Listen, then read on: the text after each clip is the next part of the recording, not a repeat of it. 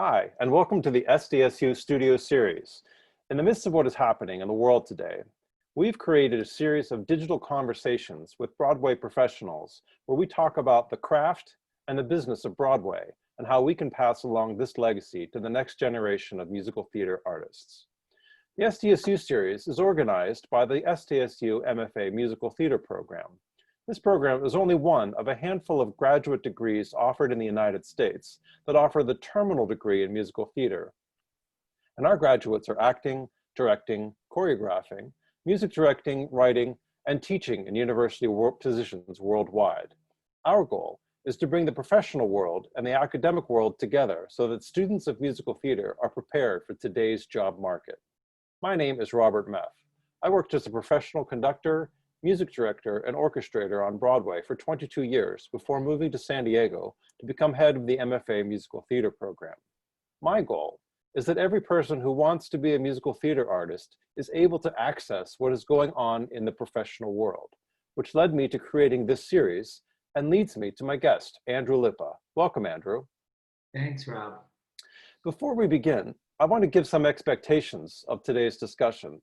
If you have any questions for Andrew, feel free to use the question and answer function built into Zoom. After my questions are completed, I will ask questions from your submissions. Hey, and if you're from a university musical theater program, type the name of your school in the chat function. I would love to see who is represented. So let's begin. Andrew Lippa wrote the music and lyrics for the Broadway shows Big Fish and The Addams Family. His oratorio, I Am Harvey Milk, was premiered by the San Francisco Gay Men's Chorus, and the recording, released in 2013, reached #2 on the iTunes classical chart. The Wild Party won the Outer Critics Circle Award for Best Off-Broadway Show and won the 2000 Drama Desk Award for Best Music. In 1999, he contributed 3 songs to the Broadway version of You're a Good Man, Charlie Brown, including My New Philosophy for Tony Award winner Kristen Chenoweth, and created all new arrangements. He wrote the music and co-wrote the book for John and Jen, which premiered in New York City in 1995 at the Lambs Theater. I'm so happy to have you here, Andrew. This is really great. Thanks for asking me. The university musical theater community is adapting to the coronavirus outbreak by migrating classes online and providing content like this interview to studios and educators nationwide. How is Broadway coping, and how are you coping? Well, I can't, well, first, let me say thank you and welcome to everybody who's here. It was so delightful to look at the chat to see all of the schools represented, and how wonderful. Welcome to everybody. And I'm really humbled and honored to be part of this program. I also hope that everyone out there watching and your families are well and able to stay at home for as long as you can until we can all get through this. The answer to how Broadway is coping is a bit of a mystery to, I think, even Broadway itself. I am grateful at the moment that I am not dependent on a Broadway show as an actor or a music director or any other function that I might serve, because as we all know, it's closed, and everything that I have read or heard from people I know working very closely with the League of Broadway Producers is that it's probably going to be quite a while before Broadway can reopen, and even then, it's a question of not just the economics of it, but the number of tourists that may return or may not. And so nobody seems to really know the answer yet, and it's a really frightening time, especially for those people whose incomes and livelihoods depend on employment on Broadway. So my heart goes out to all of those folks. We can talk, I hope, a little bit later about my role as the president of the Dramatist Guild Foundation and how we seek to help people in the theater business. How I'm coping, I'll say the first few weeks, I was really full of anxiety, and I was grateful. I live in 2 places. I live in Manhattan, but I also live in Columbus, Ohio. And my fiance and I own a home in Columbus, and I was in New York until the 12th of March when I came home that morning, and later that day was when they announced that Broadway was going to be closed. So it was a good thing. I came home a bit early. I was meant to be there until the 15th, but I came home a few days early, anticipating that things were going to get worse before they get better. And grateful that I was able to get home. get home safely, and neither of us have been affected physically or health-wise by the coronavirus. But those first few weeks, there was that notion in the air of you have all the time in the world now and you're home and you don't have to be anywhere and you could write a novel, and Shakespeare wrote King Lear during the plague. And I was like, oh, brother, shut the hell up. Let me sit in my corner and nurse my anxiety, would you? And in fact, that's what I did. I spent a lot of time in conversation with colleagues on projects. I spent a lot of time working on editing. I did all the things that aren't actually creativity, that are creative adjacent. And then I discovered Tiger King. We watched Tiger King in 2 marathon sittings. And then I took to Twitter, which I do not use frequently, nor do I use it to promote myself. And I took on the voice of some madman who was going to rule the world with Tiger King, the musical, a parody, ! And suddenly Broadway World published my tweets, and 200,000 people had seen my tweets within a couple days, which for me is a huge number. And I suddenly got a call from a producer and record producer friend of mine, Kurt Deutsch, and he said, let's do this. And what that morphed into was reaching out to a bunch of songwriters and encouraging them to write songs. And I wrote a song for Kristen Chenoweth called Little Pieces that is on YouTube and was premiered at Broadway.com and seen in People magazine and Inside Edition and CBS All Access, and even British newspapers picked it up. And it's led to even more activity. I have another song coming out next week. I'm not going to say much about it, but you're going to want to see it. And even a third one that I'm writing for a rather well-known comedic actor. And so I guess I got over my anxiety with what I've said is the insanity of Tiger King is the only thing that has kept me sane. So the first few weeks, it was nothing. Then it was Tiger King. And now here, thank God, near the end of April, I'm starting to find a rhythm of calm and sense that we're going to all be fine and I can go back to work. And, at some point we'll all come back together and be able to make musicals. That is great. Moving on to my next question. Did Carol kill her husband? The record is unclear. And it is not my role as an artist nor as an individual to accuse anyone of anything. It is only my role to hypothesize. I like to what if. And so no one knows. Carol may know the truth. And we probably should leave it at that because the lawyers don't need to get involved. I understand completely. Well, I wanted to back up and call attention to your role in the Dramatists Guild. For those of us listening that may not know what that organization does, can you explain just a thumbnail of what the organization does, what your role is it, and what they're doing in the midst of this pandemic? Sure, thanks for mentioning it. The Dramatists Guild of America is the trade organization that represents composers, lyricists, librettists, and playwrights in the American theater. Not a union, but it is a guild. It is an organization that writers who, when they join, can get the protections and the support of all of the creative services offered by the guild. The foundation was founded in 1962, primarily to serve as an emergency funds organization. We have since grown into an organization that is a 501c3 public charity, dgf.org, and we support the creation of new plays and musicals around the country by promoting educational programs like the Roe Green Traveling Masters. Those of you from Kent State will be familiar with Roe Green. She's a big supporter of the work that goes on at Kent State and a big supporter in the Cleveland area of the Cleveland Playhouse and many other arts organizations. Roe's been a great benefactor of DGF. And primarily what we are focused on right now is giving out aid to writers in the theater who are struggling through the coronavirus epidemic. So we've had over 150 emergency grant applications that we are processing now. We process them within 48 hours with a pulled together committee of various people in the business who review what the request is, and then we grant as much money as we possibly can to each individual. So far in the past 4 weeks, we've given out $250,000. We plan to give out another $500,000 that we are raising, and we will then dip into reserves. We believe the need this year is going to exceed $1.5 million, and we're hoping that we can continue to raise money. dgf.org, if you are a writer in the theater and you need help, go to our website. There's an emergency grant button right on the front page. And there's my phone ringing. That was perfect. Sorry. Oh, it's dgf.org. Live theater, folks. And dgf.org, if you are in any position to donate even the smallest amount, it will be felt and used, and 100% of it will go to writers who work in the American theater. That's really amazing. We've had we had a couple guests just recently. Georgia Stitt, of course, founded the Maestra organization. And of course, Mary Mitchell Campbell founded A-Step. It's very interesting and very heartening that musical theater professionals are really giving back to their communities in such diverse ways.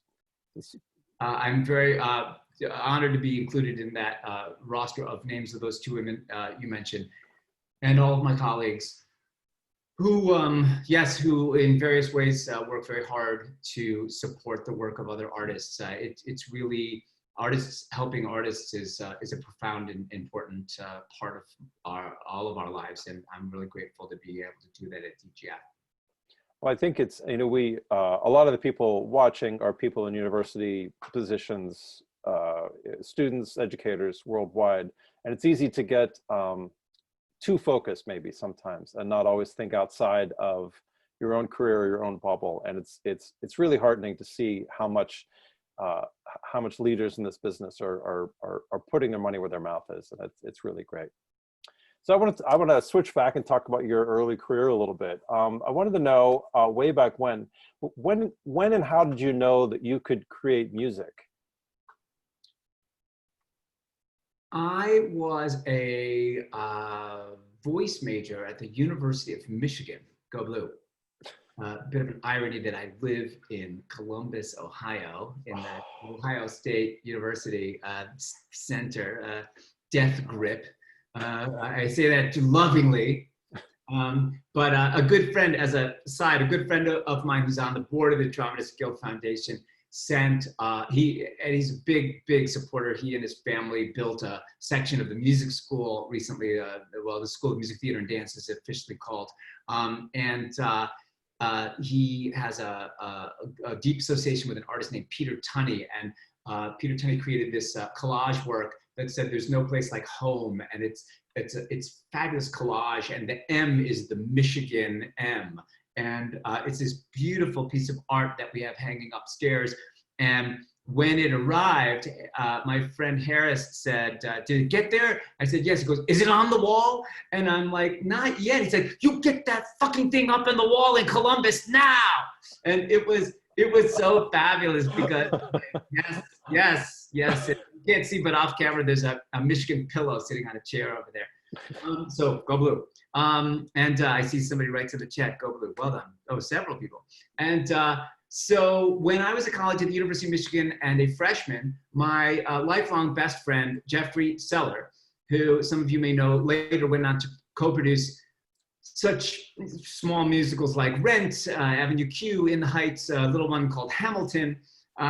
Jeffrey came to me and said, "You like musicals and you play the piano, you should write a musical." Now, bear in mind, the way that was received was, you like pizza and you've been to Utah, why don't you sell real estate? Like that, it felt like that.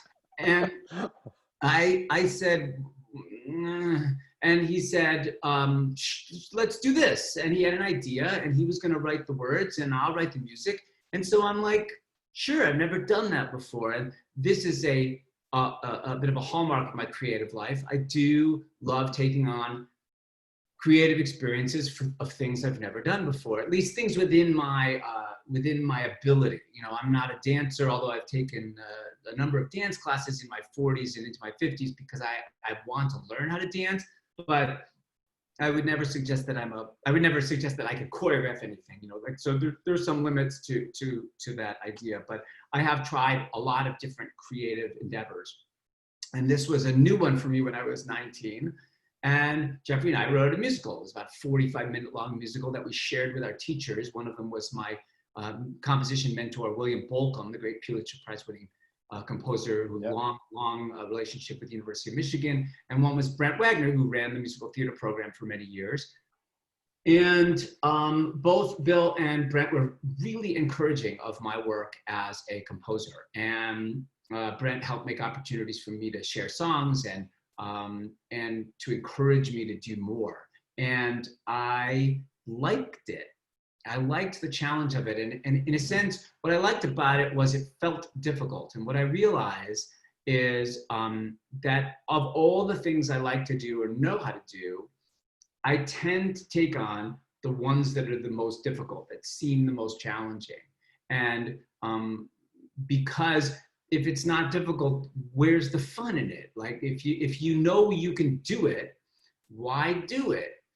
Just to do it again. That high doesn't happen for me. The high comes from doing something slightly different, something I hadn't done before.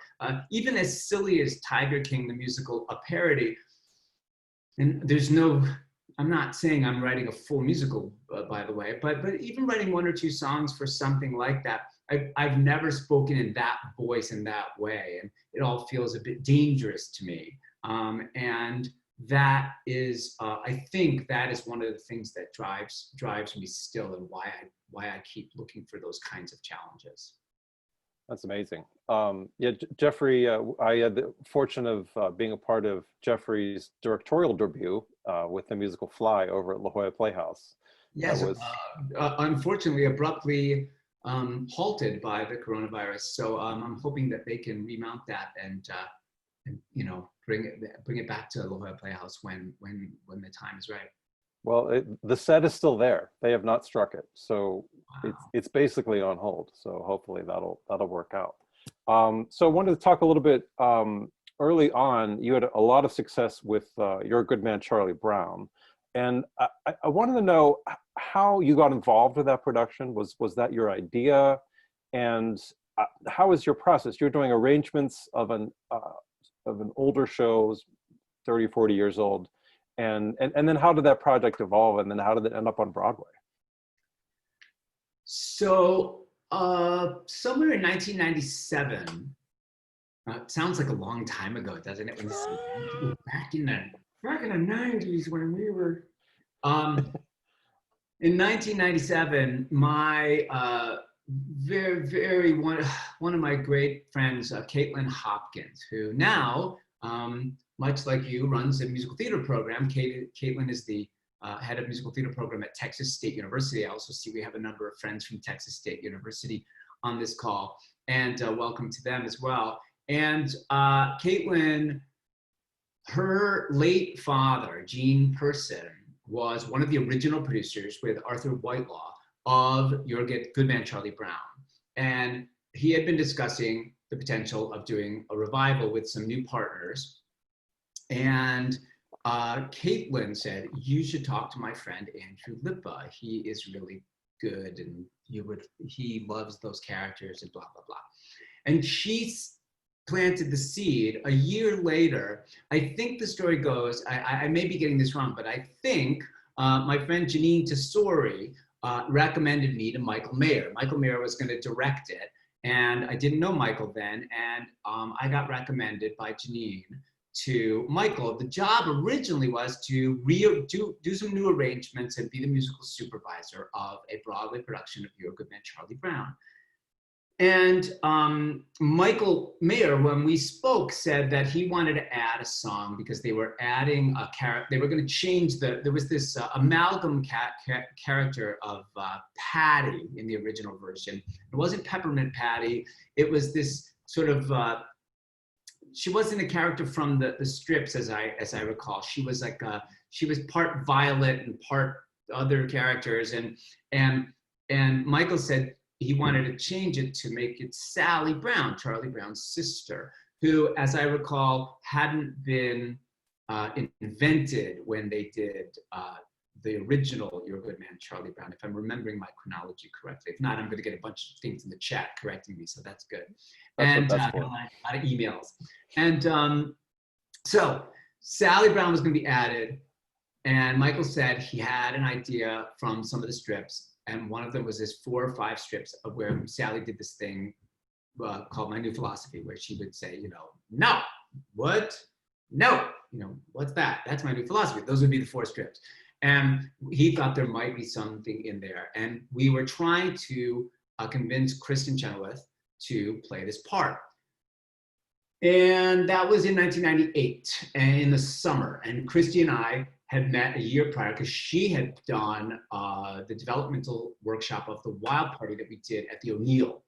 And so I called her up, says, you got to do this, and I'm going to write this song for you, and we should do this. And somehow she had been offered a different show, and she decided not to take that one in favor of Charlie Brown. And that was a good choice for her. She made the right decision because Charlie Brown turned out to be a very big deal for Kristen.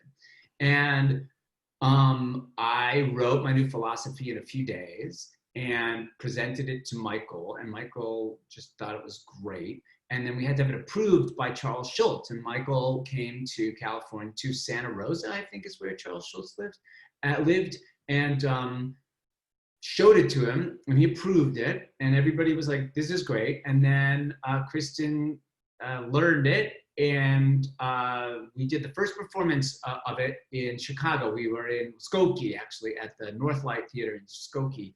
And the audience, it stopped the show. 45 seconds of applause and screaming. She stood there like, that thing that she did with her arms, and she just froze.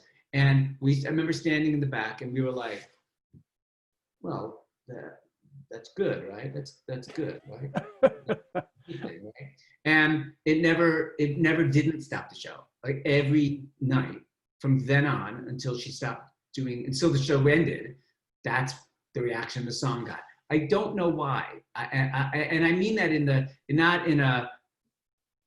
I think Kristen's genius, and I love her, and I love writing for her. Something about the way she played that character and her nature, and something about the song. I always say in relation to that song that I was half the equation. I got to the 50% place, and she took it and got to the 100% place. And it was that combination of the song and the actor, and somehow the third thing it made, which was this extraordinary moment that felt special. And I just, you can't plan those things. That just happened. And that it was an amazing thing, and also cemented my relationship with Kristen. We've done many things together since then. That's amazing. That's really great. So you mentioned the Wild Party as well, which I'm a huge fan of that score. Got to music direct it a few years back. What drew you to that? What drew you to that poem, and what said to you like this needs to be sung? I was looking for something to do after my musical John and Jen. My musical John and Jen that I wrote with my friend Tom Greenwald was still running in New York City, and we didn't have another project lined up. And I went into a bookstore thinking I would find some poetry, because I had never written lyrics before, and I'd find some poetry and set some poems to music because I had nothing else to work on. And I saw this book in the store, and I opened the book, and it had these incredible illustrations by Art Spiegelman. And it said, Queenie was a blonde and her age stood still, and she danced twice a day in vaudeville. And I looked at the life camera, and I can you believe it? And I had hoped that no one was looking over my shoulder. It turns out Michael John LaCusa was right behind me, but But he was behind you though. You were there first. And I say that lovingly. And I think in hindsight, I didn't know then why I reacted so strongly to those characters. I do a little more now. I think it was about, I think a good amount of what those characters were about their unleashed ids, and their anger, their passion, their fear, their jealousy, their rage, their resentment, their desire to be loved, and their self-hatred were all ways that I might have described myself. And I think I had in large doses a lot of those feelings and experiences that I had been carrying around for a very long time. And I think I found a healthy way to express them. I didn't become an abuser of substances or put myself in dangerous places or situations. I didn't hurt myself, at least not physically. Emotionally, I was going through a lot of stuff for a long time that I had to work out on my own or with some help. And the Wild Party allowed me to live in it. And I don't, there are critics and criticisms, whether they're critics or not, that, that the piece is ugly, that the piece is R-rated, that the piece is disjointed, that the piece is, that there were no electric guitars in 1929. And I'm like, fuck you to all of that.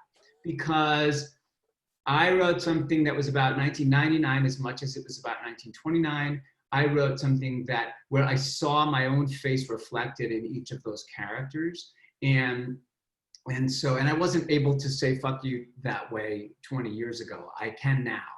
And I can now in part because the show has taken on the life I had hoped it would. And it has it's done the thing I had hoped it would, which was it raised the conversation, and it gets people angry. And I'm like, wow, is that great? Is that great? I wanted to get people angry. And I want you to go to the windows and I want you to scream, I'm as mad as hell and I'm not gonna take it anymore. And in a way, that's network for the kids out there. Go watch it. And it was a very all in experience. I was at a critical point in my development as a man, and my learning how to accept myself. And I found an artistic outlet in the Wild Party that allowed me to scream a little bit, be primal. If there's anything about the Wild Party that I think you might use, if there's any descriptor, primal might be one of them. And that is what appealed to me then. It may not appeal to everyone.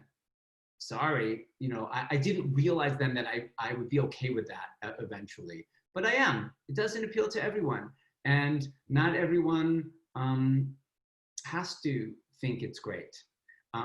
But it's also the only way out is through, and so the only way for me to get to what I'm currently doing, the only way to get to I Am Harvey Milk, or to get to my newest projects, is to have done the Wild Party. And that is what led to the next expression and the next and the next. And so I'm grateful, it's that notion of, there's a wonderful Michel Legrand and Alan and Marilyn Bergman song called On My Way to You. Is that what it's called? It's about like, I wouldn't give up any of these missteps that led me to you. Any of these things that were painful or difficult or challenging that led me to you. And the truth is, the Wild Party was this big, messy thing that birthed a passionate writer. And it was my first time writing lyrics. It was my first time writing a whole show by myself. It was my first big production, in a big way with a big spotlight on me in New York City. And did it go to Broadway and win all the awards? No, it did not. Is that what I wanted it to do? Yes, that is what I wanted it to do. But did I learn over time that the imperative to create is far more important than the imperative to be adored? Yes, I did.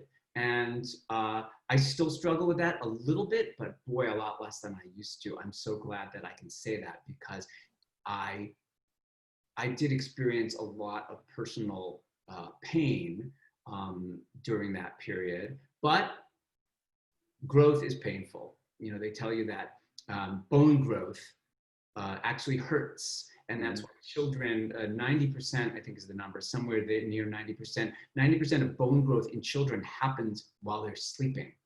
And bone growth happens while they're sleeping because bone growth is painful. And growth is painful. So we have to, I have had to learn, I don't mean to speak to everyone, I have had to learn that, you know, I've got two choices. I can embrace the pain, move toward the darkness. There's the thing behind me, the Addams family. Move toward the darkness, welcome in your pain. Let each foreign forest offer you its rain. Only at our lowest can we rise above, move toward the darkness and love. And these notions, the Joseph Campbell notion of the cave you fear to enter holds the treasure you seek, have been guiding principles to me, now conscious, but when I was writing The Wild Party, unconscious. And I think I'm in a phase of my life where I'm much more deeply aware of what it is that drives me. And because of that, now actually I feel even more capable of writing things that I hope can take people on an emotional journey.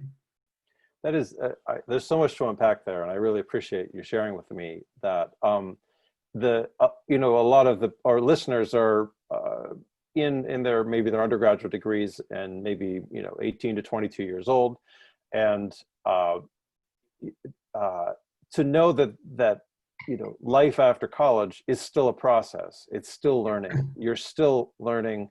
And that, you know, you were an icon in the late 90s with this amazing show with Wild Party, and you still found things to grow and learn from it. My next question has to deal with that. And the question is, how do you distinguish good and bad feedback and from people? Because musical theater is a collaborative form. You have a lot of people contributing. You're not writing a novel, you're writing a musical. So how do you distinguish what's helpful and what's not helpful? And then how do you give feedback to other composers or performers? What guides you?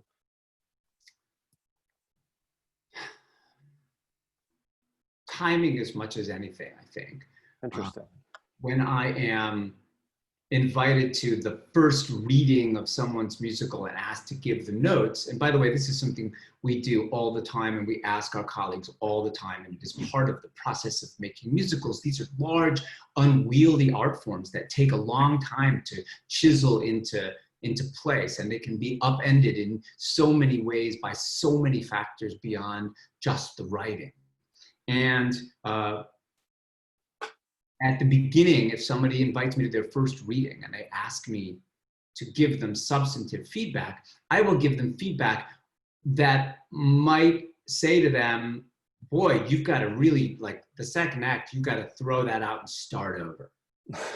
I won't say something like that, but it might, what I say might imply to them that they've got to rethink a substantial character, action, tone, section. If I go to somebody's first week of previews in New York City at the Broadhurst, and they open in 3.5 weeks from now, and they want my notes, I'm only going to give them feedback that I think they have the time to accomplish before they have to freeze the show. Otherwise, I'm just being mean. If I say to them, well, I don't know why you picked something like this to write a musical about. I mean, you can't really do nothing. I mean, like, what an asshole, and who's going to invite me back? So it's not about being dishonest. It's about being sensitive. And timing, I think, is a large part of that. I will tell a story that I can tell because it's about me and Lin-Manuel Miranda. Lin tells this story, and I think he's written about it in a publication.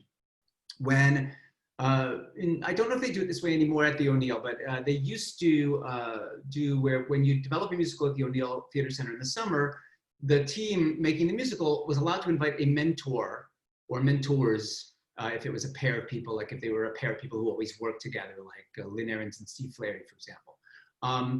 You were allowed to invite that person or persons. They would come see the show, and then the creative team got together with that person for their substantive feedback.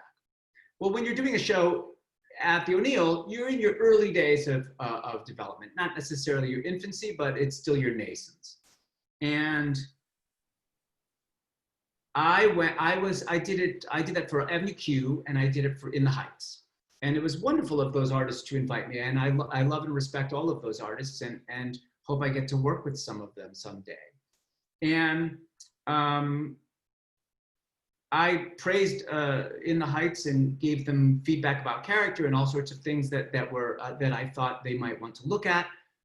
And I remember saying to Lynn, I said, Lynn, the score is wonderful. I said, but you might want to look at a score where there are where every song is in 4/4, and they're all within 8 or 10 clicks of each other. They all seem to me, at least my first intake of the score today, they seem like they're very similar tempos. And a musical has an opportunity to write in different feels, different tempos, even within, you know, the style of music that you're writing. There could be something in a form of 3 or 6 or 12 or 9. There could be some irregular meters, but nothing that I could discern was like that in the score. And you might want to take a look at it. And the story I have read and heard Lynn say is that after that meeting, they all said, thank you. I went away, and he went outside and walked down near the beach and was really mad at me. And like, who the hell is that Andrew Lippa? And to his credit, because he's so smart and so self-aware, he realized in that tirade that he was having on his own, why am I so angry? Like, what was it that Andrew said that was so bad that made me so angry? And it caused him to think, maybe he's right. And maybe that I failed to do something that I think I should have done, but I haven't done yet. And that's the key to note giving, by the way, and note taking, is the notion of not that you're shit, it's that you might not have gotten to this thought yet. You might not have seen it from this angle yet. And Lynn then went and wrote Breathe, which is the second song of the show, and it's in 12/8, I believe. And so the show starts with In the Heights, the song In the Heights, and it's in 4, and then a completely different tempo, very contemporary feeling, still in the spirit of the whole score, and it's the second song of the show. And what the composer is saying is, don't you worry, I gotcha. And I'm gonna assign these feels, and these tempos are gonna be connected to these characters, and they're gonna help you navigate who's who. And I'm so thrilled that I was part of that conversation, because that is exactly how I want that kind of note giving to work for me. I want to be able to hear from people things like that that can lead me to make the conclusion. I never say to people how I would write it. I never say to people, do it this way, or that's wrong. Like, you know, my job is to get in, like, what is it you meant to do? That's what I always ask. And I ask actors this all the time. What is it you're trying to convey? What is it that the writer is trying to convey that you're trying to interpret? I make a huge deal out of the thing I heard Edward Albee say in a meeting at the Dramatist Guild. I used to, my early days on the council of the Dramatist Guild, this is now going on, gosh, 12 years ago, I think, at least. And Edward Albee used to be at these meetings. And I was like, what the hell am I doing here? And Albee and many other great writers. And I would not speak up at those meetings. I was very, very shy at those meetings. And Edward would invariably come up with something incredible to say. And one of the things I remember him saying very strongly was, the only creator in the room is the playwright. Everyone else is an interpreter. And I never forgot it, because the notion of creativity does not imply creation. When actors write in their bios, so-and-so originally created the role of blah, blah, blah in such and such, I'm like, no, you didn't. No, you didn't. Alan Menken and Howard Ashman, or whoever it is, created that. You did not create it. You played it. And it is not my way of taking anything away from the actor. It is my way of helping the actor define what their job is. And I'm an actor, and my job as an actor is to inhabit and interpret the thing you made. I'm not making anything, and not as an actor. And so, I think actually that's freeing as an actor, because it frees me of the responsibility of having to explain to you why that lyric doesn't make any sense. Because oftentimes we are given things to sing or speak, and they're early day infancy of a show, and it just doesn't, I don't know what the hell that's about. And my job is not to say to the writers, what is that about? No, that's what directors do. That's what writing colleagues do for each other. That's what producers do. My job as the actor is to do my very best to show you what you did and to bring something to it you might not have thought was there. And that is an interpretive act. And I'm grateful for the interpretive people in our world of making musicals. And I think that distinction is necessary. I want to pick up on the interpretation thing, but I want to go back a little bit to something you said before about feedback and things like that. And I understand Addams Family underwent a lot of rewrites between Chicago and Broadway and the tour. So what was that process like, and what did you learn from that? It was a challenging process. There were a lot of voices. There was a lot of money at stake. Sure. There was a lot of pressure, and and also there were characters, as you can see them behind me. There are characters who the audience came in thinking they knew, and I say thinking they knew because we've all had this experience. I think you go see the new Star Wars movie, or you go to see the Harry Potter play, and these are beloved characters who are acting differently, or inhabited by different actors, or they're being asked to do things that you haven't seen them do before. And there's a certain contract with the audience that says, we're gonna give you these characters, show these characters to you the way you know them and love them, and they're gonna do some new things. They're gonna do other things, and we hope you like those things too. And that balance was very challenging. It was a hard balance to strike. It was hard to figure out. There were a lot of ways to come at it. Musicals are just incredibly challenging things to do well, and not for any reason other than the number of people, the number of hours, the number of dollars, the number of, like, if they sing this, you know, in the case of the Addams Family, there are 15 songs on my computer that aren't in the show. And in fact, TRW, who licenses the Addams Family, is launching a new initiative during the time of social distancing, and asking authors to help create with some additional content. We're trying to provide a recording of a cut song that we actually recorded at the original cast recording session with the entire cast, but we need permission from the record company. So we're hoping that we can get that to be able to put that online. And that would be fun for people who know the show and like the show. And then there's a song I found the other day in my trunk, as it were, that I couldn't even remember why we cut it. And I had to call Rick Ellis, one of my writing colleagues, and ask him, do you remember this song? He said, oh, I remember that song. And I love this song. And I just think it's really a beautiful, good song. And I remember now why it's not in the show. And that's the thing, that balance of, like, yes, it's a good song, and no, sorry, it's not gonna be in your show. And that willingness to see the whole, knowing that the whole is that's the game, the play is the thing. But as I also often will say when I'm talking to students, my job is to attempt mastery at two forms: the the long form and the short form. The short form being any song in the show, even if it's a sequence like One Normal Night, which is this 6-minute, one-act play with multiple pieces. It's still a small thing in relation to the whole. And the whole is really the goal. I didn't mean to rhyme there, but I do write lyrics. And because so what, you kept a good song. If your play sucks because of it, where's the profit in that?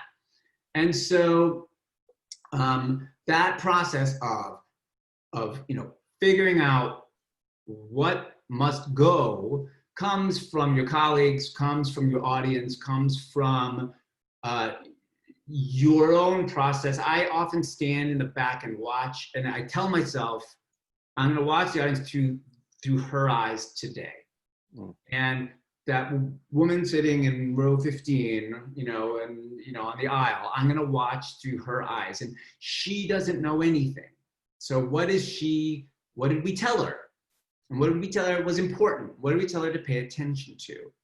And one of the challenges is that music is so powerful. Music is this very powerful magic and cuts into your feeling center so much faster than language. And so I can't demonstrate it now because when I'm hooked up for Zoom, I can't play my keyboard. But I talk about this all the time with On My Own from Les Mis.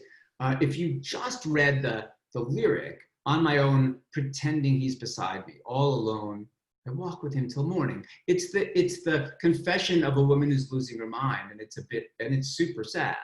And a lesser songwriter would write minor keys and plodding music. And when I demonstrate this, it can be very amusing because it just sounds so wrong. I sing the tune in minor, and instead Claude Michel Schoenberg wrote, everybody knows. Yes. And they sing this incredibly sad poem over this wonderfully hopeful music. And suddenly, dark and light, the forces of hope and death are joined for this character. This happens in 3 minutes and lifts the viewer up.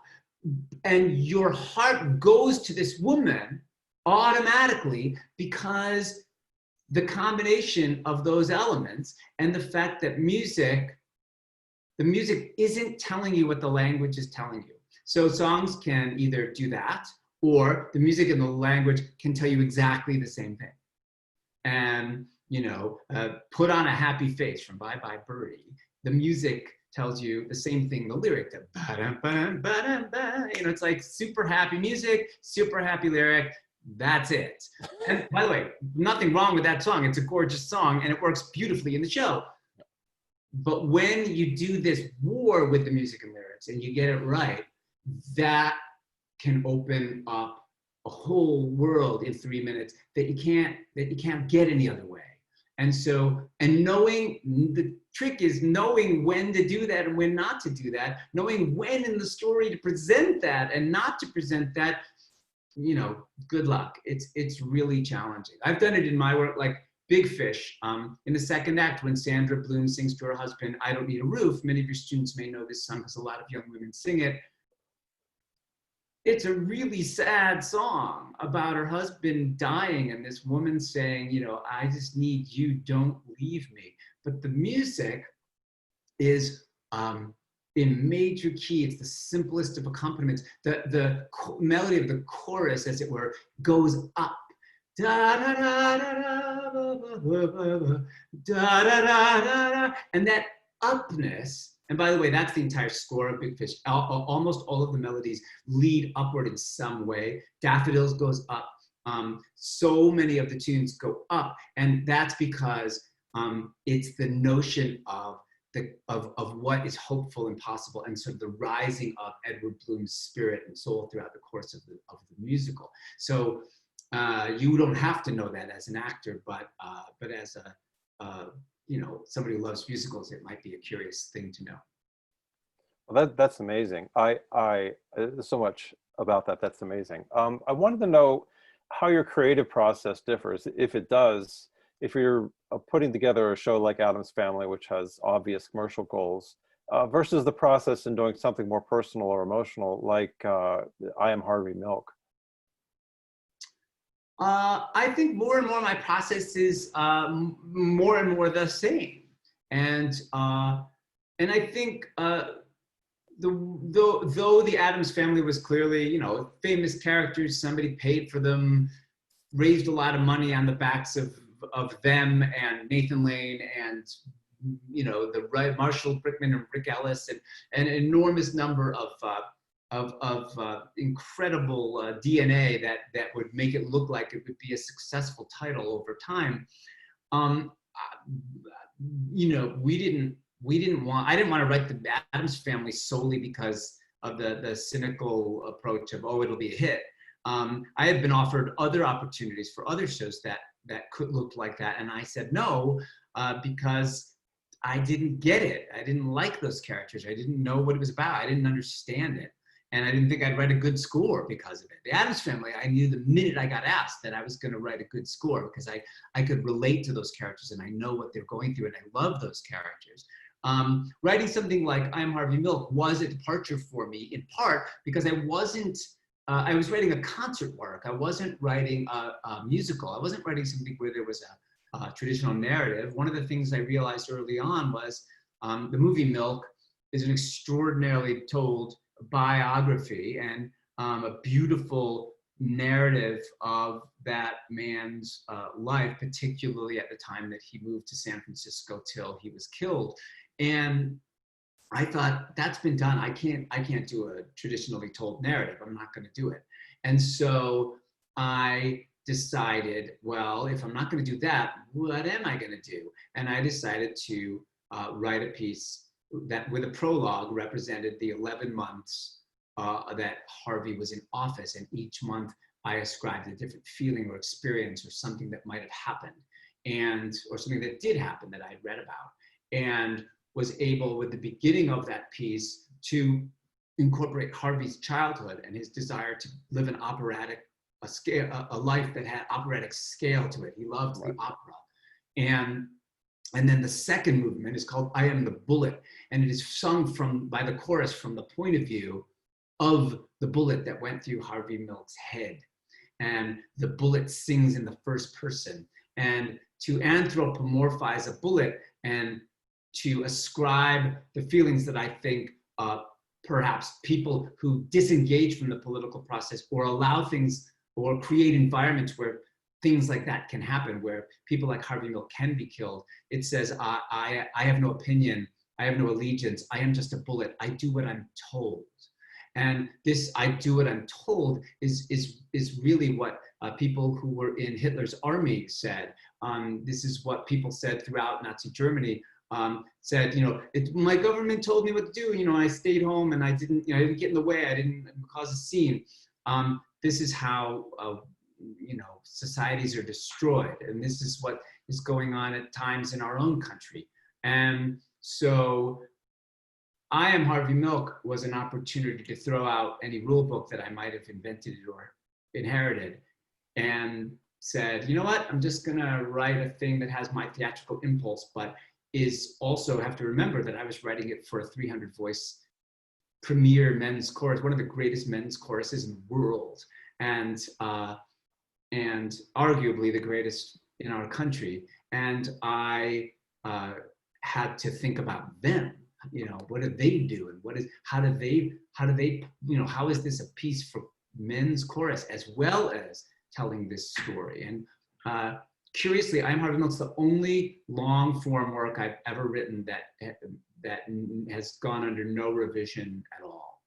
I wrote it, and that was it, and it's never changed, and there's no reason to change it. The audience reaction has been just indescribably stirring, screaming and 5 minutes of ovations and really extraordinary stuff every time I've ever been involved with it. Yeah, for those of you out there listening, do yourselves a favor and find a performance of this. It's really quite extraordinary. It really is. Available on iTunes. I am working. Fantastic. I wanted to ask you about Mary Mitchell Campbell, who is a friend of mine and who appeared last week on this show. You've collaborated several times with her as a music director, and what makes a really good music director from your point of view as a composer? Great question.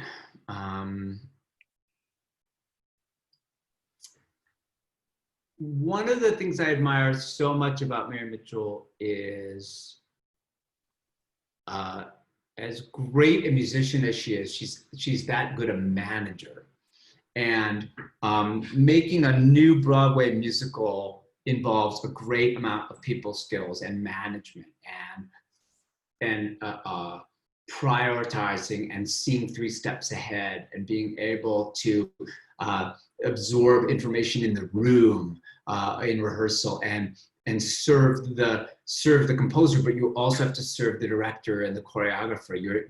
You're often you're in between the director and the choreographer and the composer and lyricist, because it's your job to also help interpret the lyrics and the score.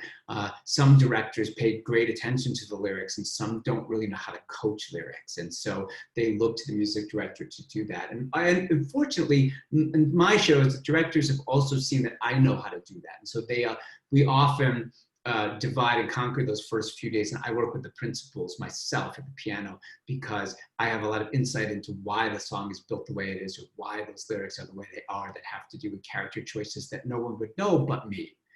And Mary Mitchell's great at everything. That's, and she's most even-keeled.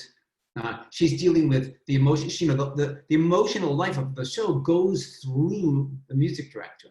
The music director is the pivot through which all of the emotional life of the show runs through, particularly a musical that is primarily music and or music driven without a lot of times where there's just only speaking.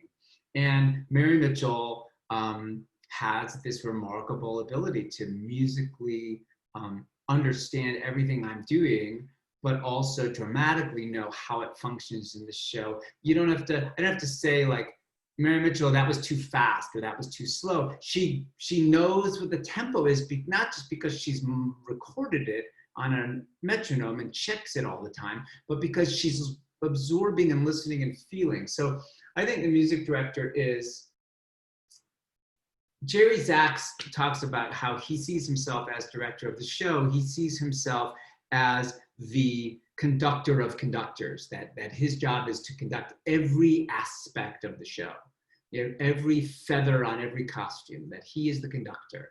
But he uses the word conductor, and he's referring to a musical conductor, and because ultimately they are the lightning rod of everyone and everything. But the stage manager has to talk to them before the show can happen, like that moment before the show happens. And everything is geared around when the music director is at the center. That's why I never like, although I've said yes to it, but I never like when the conductor's thrown up stage or off stage or in a booth down the room. It's like, put him in the pit, because that's the contract we're making with the audience, which is that we're making live music and there's a person who's helping funnel that, and our energies and their energies should fuse. And I think when the conductor's there, it's not distracting, and it's actually comforting. So she's just brilliant at everything. Well, she had a lot of really nice things to say about you.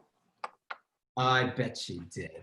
Well, I want that footage. It's online, so you can get it. But one of the things she said about you in particular, which I want to unpack a little bit, was I asked her, what about working with Andrew Lippa? And she said, oh, Andrew Lippa is the best. He gives you everything. And I wanted to talk about that because a lot of our listeners are interpretive artists, as you said before, picking up what you're talking about, as the actor in the room is the interpreter of your work. What do you, you of course have the luxury of working with your principals of a new show, like you say, but once it's out there, all that really exists is a piece of sheet music and maybe a cast recording of something. So when that's all that someone has, what can you say to people about how to interpret your work? You know, how closely do they have to, should they adhere to what's specifically written on the page? And what kind of techniques can they use to get at what you were really referring to or what you really wanted in your work?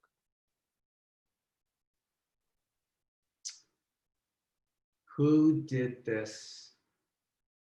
It might have been Bernstein in one of the omnibus series, playing the same piece of music,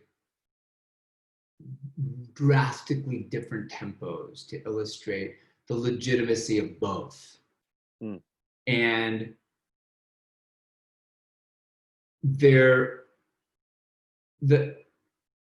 the requirement is, I wrote, this is true of playwrights, this is true of the text of any musical, the spoken text of any musical. The writer wrote this for a reason and has gone over and over it and says, these are the words we want you to say. Not something approximating these words. And it is the actor's responsibility daily, long after the show opens, to have their script in their dressing room and refer to it. Caitlin Hopkins and I have talked about this recently, about, she does this as an actor. She's always done it as an actor. I do it as an actor. You go back and you look at your script and you constantly remind yourself, oh, I've been saying blah, blah, blah. The stage manager won't always give you the correction. They're busy calling light cues and all other things, you know, all the things that stage managers do. And so it's my responsibility as an actor to make sure that I'm actually doing the show. And part of that, a large part of that, particularly when you're a student, is if you were a classical music student as opposed to a theater student, and you were asked to learn Mozart, it matters that you understand Handel and Haydn and Bach, because Mozart inherited the work of those people and said, but I can do it this way. What is uniquely Mozartian and what is not? What relates to what came before? And that matters because if you don't know what Mozart did and wants of you, then you're not really a good interpreter of Mozart. And we hear this all the time in classical music. So-and-so is a great Beethoven interpreter, you know? And, but you know what, the great Beethoven interpreters, I don't know who they are, but whoever they are, aren't necessarily the great Aaron Copland interpreters. And our art form struggles for legitimacy. The musical theater still fights for its place. It doesn't seem like playwriting. It isn't literature yet. I wish it were. It doesn't have there's no Nobel Prize for musical theater writing. And we'll get there. But if you approach one of my scores and you don't know the 20 years before me, and you don't know the 20 years after that score, if you're gonna do Let's Pick the Wild Party, because there's 20 years since then how could you possibly understand what I want?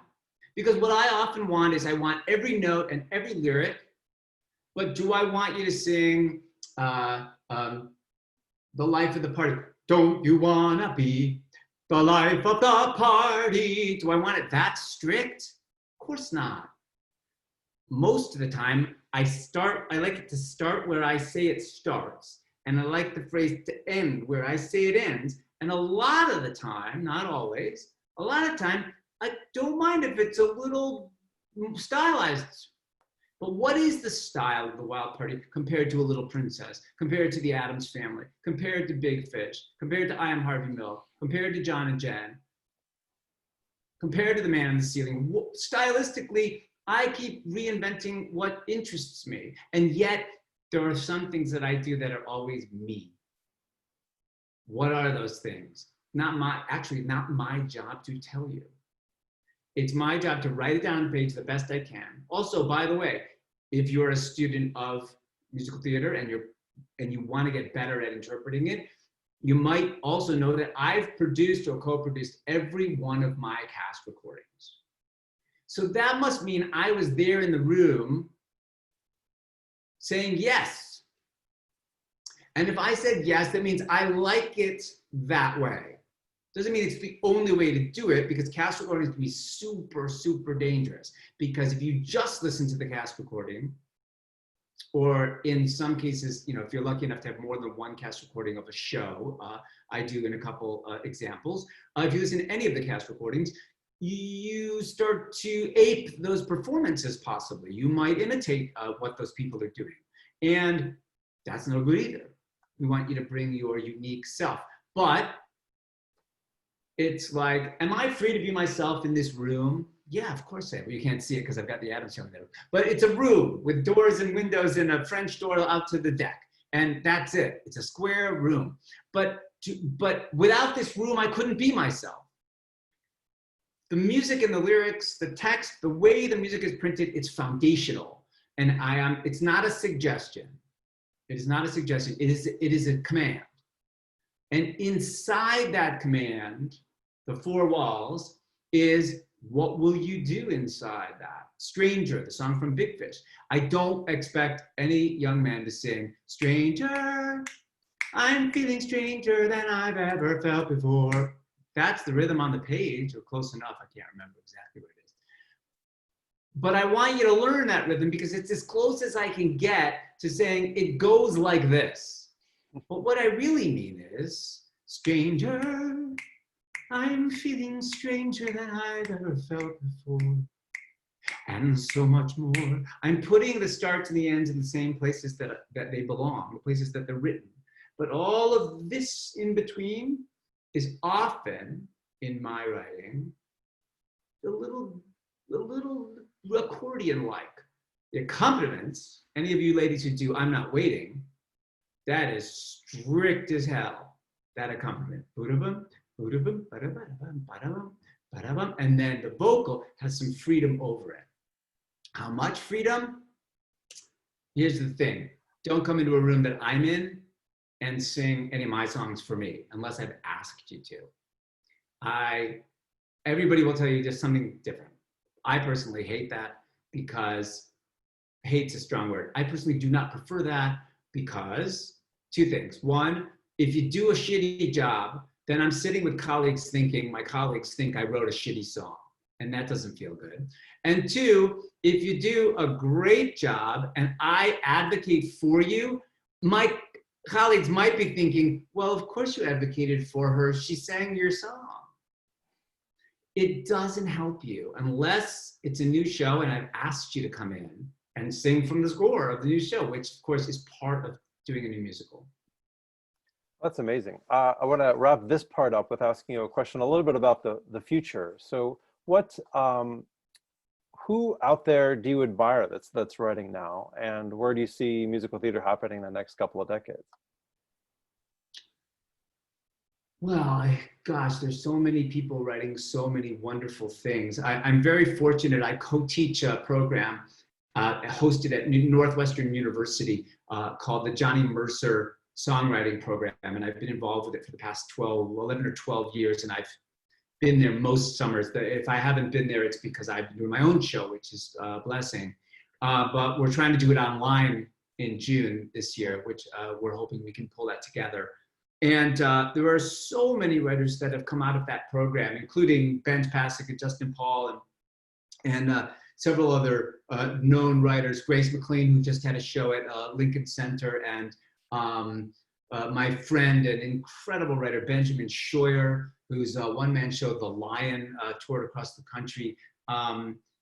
These are just incredible voices and great new writers thinking in new ways. Grace does a lot of stuff with looping machines and you know, it's all really exciting to see new people and young people trying to figure out new ways to tell theatrical stories. I come from, you know, I'm 55 and my mentors are Stephen Schwartz and Stephen Sondheim and John Kander and Fred Ebb and many others. Sheldon Harnick, who came to the University of Michigan to do a new musical of his in 1986 called It's a Wonderful Life, Oh Wonderful Life, I think it was called, and I played the Jimmy Stewart part. And that was an incredible thing for me when I was 21 years old. And Sheldon was the first mentor I gave, my first songwriting mentor who had achieved greatness in the musical theater. And I had given him a tape of my first songs, and he wrote me the most loving and supportive letter. And we had the great honor of honoring him at the Dramatists Guild Foundation a couple of years ago at our gala in front of 500 people. And I got to introduce Sheldon Harnick and speak about him and how kind he was to me when I was 21.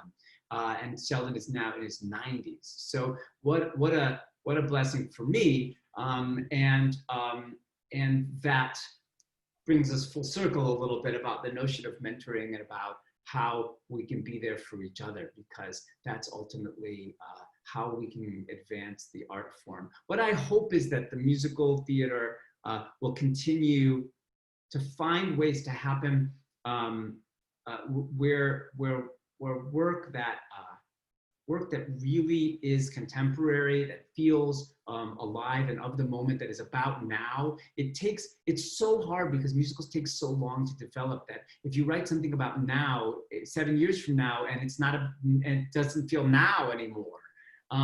And that's a bit of a challenge. In the old days, they could write, you know, they'd get it. Hal Prince used to say, may he rest in peace, Hal Prince used to say, they'd get an idea in September and in April it was on the stage. A lot of that has to do with the physical demands of a show. It's hard to put a show on the stage that doesn't have a lot of bells and whistles or a real integrity to the way it looks and how it moves, that isn't just that isn't flats and traditional ways of moving a show around that might have been okay in the 50s and 60s. And also the expense.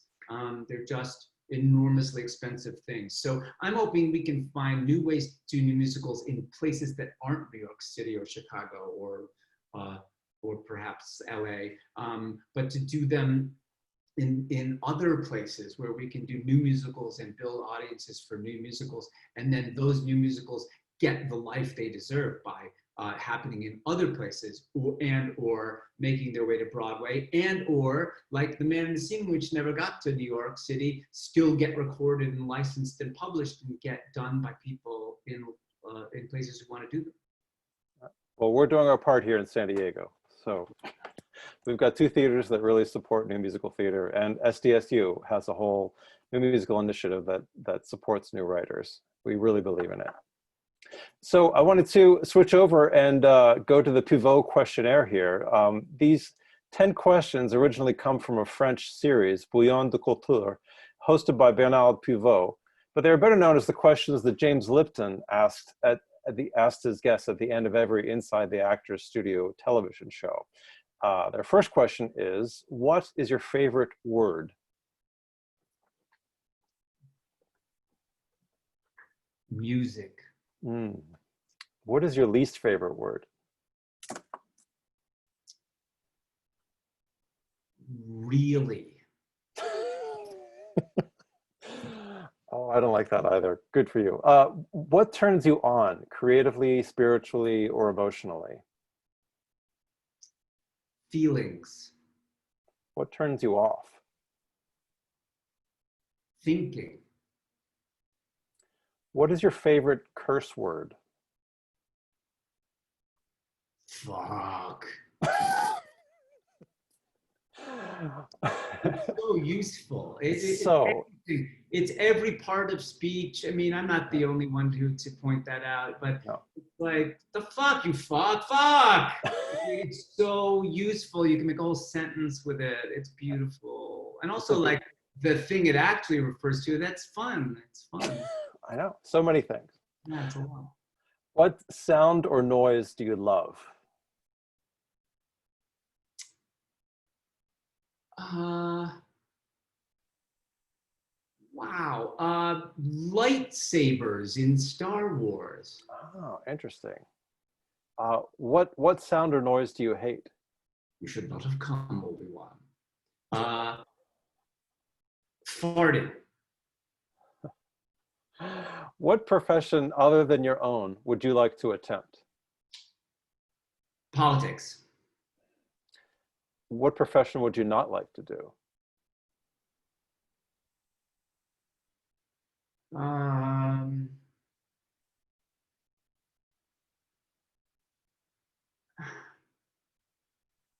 Lawyer.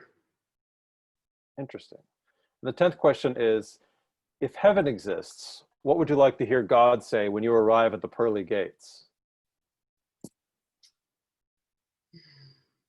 I think it taps into my desire to be loved. So I want to be approved and feel like I did a good job.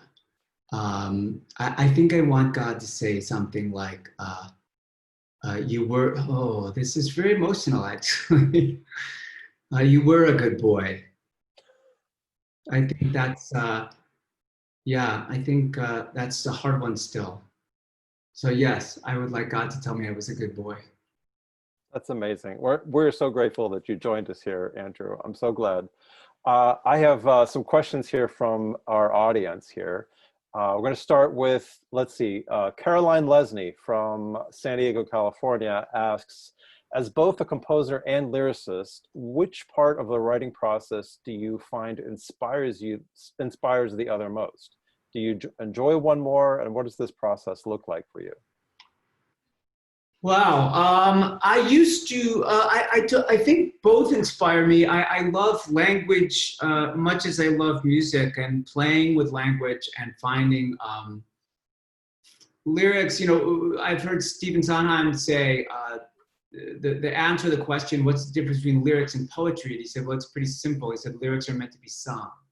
And I love poetry, but I do understand what it is that Steve's talking about. And writing, I used to write, most of the time I'd write text and then get it into some sort of shape and then start setting it to music. What is it about her from the Wild Party? It's like that. I wrote it as a one just long thing, and then I set it to music. And I don't think I changed any of the words, and maybe a word here and there. But now I work from the inside out much more than I used to. And I go with what the feeling is. What is the character trying to express? What's the language of what the character is trying to express? What's the idea? Again, to silliness, Little Pieces, the Tiger King song, I thought about this character and I thought, well, she was accused of chopping her husband up and feeding him to the tigers. And I thought, well, you know, she chopped him up into little pieces that they could eat. And then I thought, well, how do you get to that? How do you get to that as the climax of the song? And so the beginning was that she feeds the tigers little pieces of meat. That's how she keeps them under control. And then what other use of little pieces is there? I'm like, oh, well, her husband broke her heart into little pieces, and so that's made her crazy, and she's got to do something about him. And what did he do? And then she realizes that she's got to do something about it, and she's going to chop him up into little pieces. And then the conclusion was when she goes, when they ask me, I will tell them, will I tell them when they ask me, did I kill the man or not? And the answer I will give them, while the truth is being chewed on, will come out in little pieces until little pieces are all we've got. And so I got to, in 6 lines, be able to say, well, the truth is being chewed on, which I love the double meaning of that. And then will come out in little pieces, meaning the truth often comes out in little pieces, and therefore it's difficult to piece it together. Plus, it's a poop joke. And so like, I was so proud of myself. So that's how the songs get made. I sound like a crazy person. I'll stop. That's amazing. I love that story. There's a related question down here from anonymous attendee. This person asks, when writing, do you have an image in your mind of what you want the characters to physically look like when you're writing? Yeah, somewhat. Sometimes I will think of an actual actor, an actual person, and think about their essential quality or the nature, the thing about them that I respond to. Sometimes it will be very clear what I want the character to look like, and sometimes it's just a sort of a notion what the character I might want them to look like. But you know, auditions change all that. You know, people come in, and I learned very early on that casting directors, I never say no, I don't say anything negative to a casting director or a particular, like, meaning I never say no. They give you the list, and there might be 10 people on the list for that role that I think are like, God, why would I would never see, but I never say no, because the casting director is they know something I don't know, and somebody will come in and it'll be, I'll have never thought of that person for that part, and then that person gets the part because they fit the essential, something about them fits the essential nature of the character, and or they fit in the group of people you're pulling together. That's part of casting. So yeah, I've learned to just be quiet and let people come in and see who emerges. Did you write Big Fish for Norbert, or where did he come along? Norbert came on very late in the process. We didn't Really? write Big Fish for any actor in particular. If anything, I mean, I think I'm more like Edward Bloom than any other character I've ever written. And in a way, I wrote it for myself, although that was never a discussion, nor was it an interest of mine to play the part. But I did see when John August and I would sing material and read material from the show, I always played Edward Bloom, and John always played Will. And in fact, that's kind of how we were. Like, we were those two people. And that's what made us a great pair for that show. So Norbert came in very, very late in the process, gratefully. I'm a big fan. I got to work with him on Violet. But so there's several questions that has the similar theme, but I'll read this one from Keegan Kermode. She says, thank you for talking with us. Do you have suggestions for people new to writing music and lyrics for musical theater? Do you have any favorite books or resources that influenced you that you might suggest for further study? No books. Writing music and lyrics is a practicum. It's a doing thing, not a reading thing. And you can read any books you want that might interest you. And I was just looking at the light on me. The sun's coming in, and I look horrible. I look like the family. Oh, well, I'm actually much more handsome. Go online and check out my picture. No, you're looking good. You're looking good. Thanks, Rob. I think books about songwriting are I would stay away from any of that. Because people, when they write books, they want to tell you what they think they know. And they want to tell you how to do it. And I'm like, I am not going to tell you how to do it. In fact, that's the opposite. I want to ask you, how did you want to do it? And so the way to write musicals and get better at it is to write musicals and to listen and read musicals. If you're going to read anything, read the scripts to musicals, or go see musicals. God knows there's plenty you could watch online now. There's many services like Broadway HD and PBS and other places that you can subscribe to for I don't think exorbitant amounts that you can get the opportunity, or you can go when we can all gather again. If you're in New York, you can go to the Lincoln Center Library for the Performing Arts. If you're in New York, and you can see anything that was recorded for that archive. And I think that's the key, is to go see musicals and see how they function. Go see musicals at San Diego State University. Go see musicals in your area. Go to the high schools and see musicals. If the musicals work, they'll work in a high school. You know, it doesn't have to be an A-list cast to show you that the musical works. And then you can ask the question, well, why did that work? Why is that funny? Or why did that character sing that song that way? And what would I do if I was going to do it? The one thing I think that is challenging to anybody who writes musicals is that musical writers forget sometimes that they're playwrights. And I would say, if you want to write a musical, first of all, if you want to write a score, I hope you're studying some sort of music and you're studying some sort of instrument. I hope you can play something, because it doesn't have to be piano, but you do have to be a musician. It's like, why are you writing music if you don't know anything about music? And the same thing about language. If you love language and you love songs, go listen to songs and things that inspire you. And finally, if you really want to write musicals, study playwriting, because how plays function and work and what plays do, musicals have a role to play in serving all of those needs about character and development and conflict and rising action, all of the things that really plays are set the bar for. Well, that's fantastic. We have another question actually in the same vein. This is from Vebu Mohan. Sorry for mispronouncing. This person writes, hello, I've been accepted to the NYU Musical Theatre Writing Program this fall as a book writer and lyricist. In your experience as a composer and lyricist, what has your process been like working with book writers? And what do you think makes an excellent book of a musical? Congratulations on your acceptance, and I hope you're able to be in person this autumn, and if not, soon enough, I hope. My experience with book writers, it's two heads are better than one notion.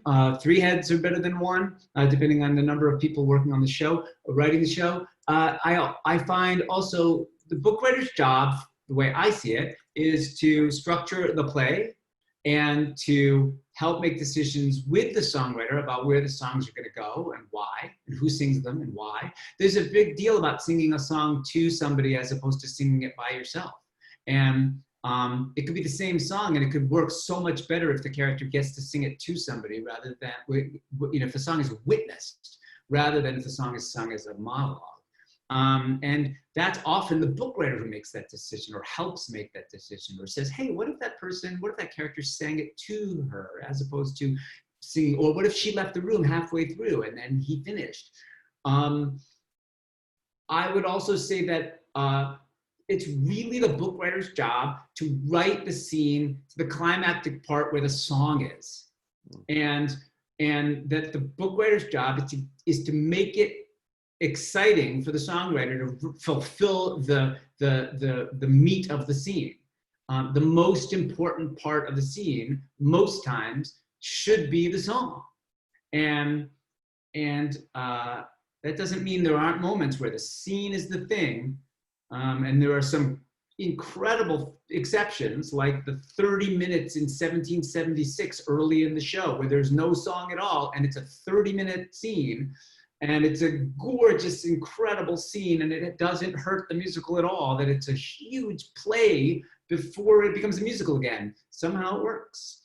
Phantom of the Opera doesn't start with all of the organ music. It starts with a scene, and it starts with a drone and a scene at the auctioneer's place.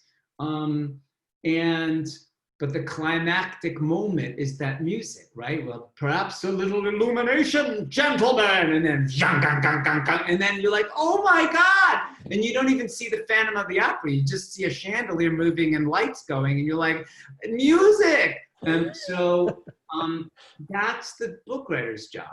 And to manage all of that and to see the whole, to constantly see the whole. Songwriters can get caught up like this, looking around, where is it? Where's the thing?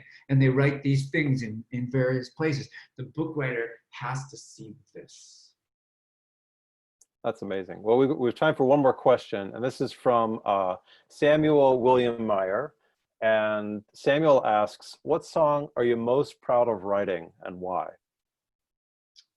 Oh, that's always a hard question to answer, Samuel, because it's like, which child do you prefer, your daughter or your son? And some people will answer that question.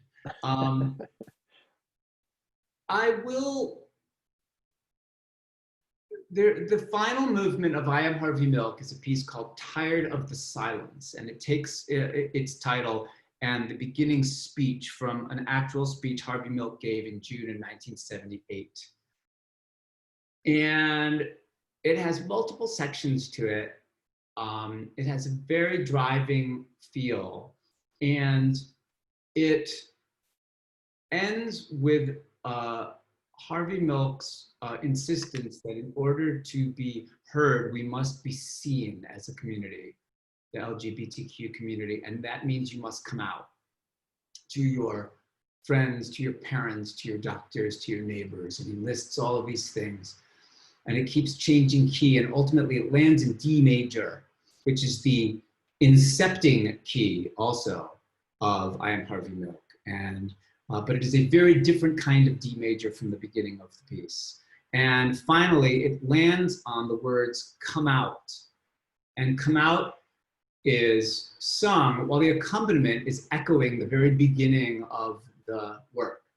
There's a figure that goes ba ba ba ba ba, and that is a sped up version of the very opening of the show. And that figure repeats and repeats and builds as Harvey Milk and others until it's everyone sing, "come out, come out, come out," as that rhythm keeps going and building and getting bigger and bigger until they sing it 48 times. And on the 49th time, when it's as big as it could possibly be, the orchestra stops and the entire chorus and soloists sing "come out" in this enormous D major chord that has up until that point not been completely D major. There's D major with lots of other bits in it.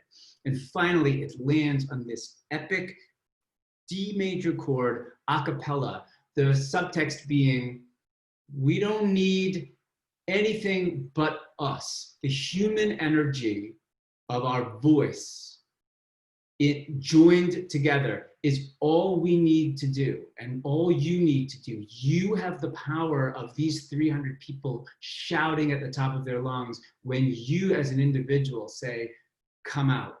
And we hold that chord for an enormously long time in the hall, "come out." And then when it cuts off, there's that bloom of audience going, my favorite word, "fuck," and then they scream. This is a very nice song of mine, and I'm very proud of that, because the 49 times represents, I love numbers and I'm into counting things. The 49 times represents Harvey Milk's age. He was 48 when he was killed, and the 49th is "and one for good luck."